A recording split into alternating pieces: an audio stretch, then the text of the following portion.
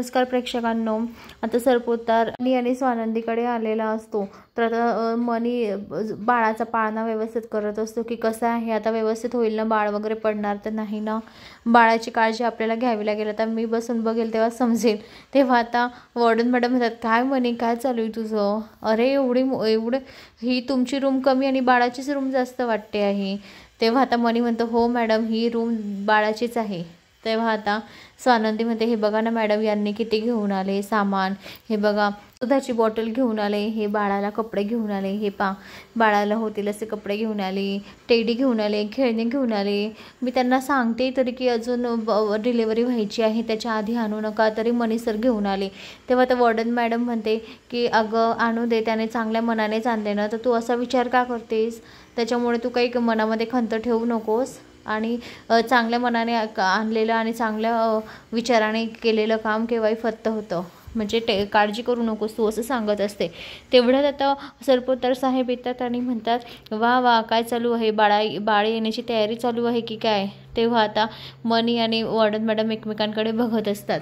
तेव्हा आता सरपोतदार म्हणतात, हे बघा तुम्ही ना, मला तुमच्या सह्या हव्या होत्या, कारण आता माझं नाव प्रतिज्ञामध्ये तुम्हाला लागेल ना, तर मग तुमच्या सह्या मला हव्या आहे. तेव्हा आता वॉर्डन मॅडम म्हणते, कशाच्या सह्या, कशासाठी, बघू द्या बरं. तेव्हा आता सरपोतदार ते कागदपत्र देतात. तेव्हा आता वॉर्डन मॅडम सगळं ते वाचतात आणि मनीला खून करतात की हो बरोबर आहे. तेव्हा आता वॉर्डन मॅडम त्याच्यावर सही करते, तर आता मनीसुद्धा त्याच्यावर सही करतो. तर आता तिथून सरपोतदार म्हणतो, हे बघ तू येणं बाळाची काळजी चांगलीच घेतली आहे, पण तुझा आदर्श तुझ्या बाळासमोर ठेव, माझा आदर्श अजिबात ठेवू नको बाळासमोर, कारण एक बाप होणं येणं फार कठीण आहे, बापाची जबाबदारी कशी साकारायची हे खूप कठीण आहे, असं आता तो मनीला सांगत असतो. आणि मनी मग त्याच्या तोंडाकडेच बघत असतो.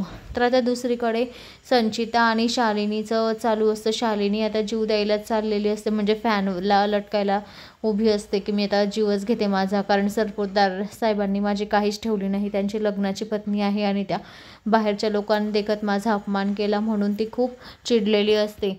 संचिता म्हणते, मॅडम तुम्ही कशाला चिडताय हो, काळजी करू नका ना, तुम्हाला पैसा वगैरे नको आहे का? जर कधी तुम्ही जीव दिला ना, तर मग सगळा पैसा वगैरे वॉर्डन मॅडमला आपोआप भेटून जाईल, आणि तुम्ही लटकत असाल ना, तर फॅन जर कधी खाली आला तर आता शालिनी मॅडम म्हणते, नाही असं काहीच होणार नाही.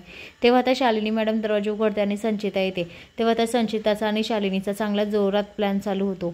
तेव्हा आता संचिता सांगते, आता डोहाळी जेवण आहे ना मम्मी, त्याच्यामुळे आपण आता त्याच्यामध्ये काही ना काही करायचं. तेव्हा तिथं प्लॅन सगळा सांगत असते. तेव्हा आता शालिनी म्हणते, का गं तू माझ्याजवळ वेगळं आणि सगळ्यांसमोर वेगळंच वागते, आणि आज काय त्याच्या हिला वाचवलं तू, वॉर्डनला ते मरू द्यायचं होतं ना, जळू द्यायचं होतं ना, कशाला तिची साडीचं आग विझवली?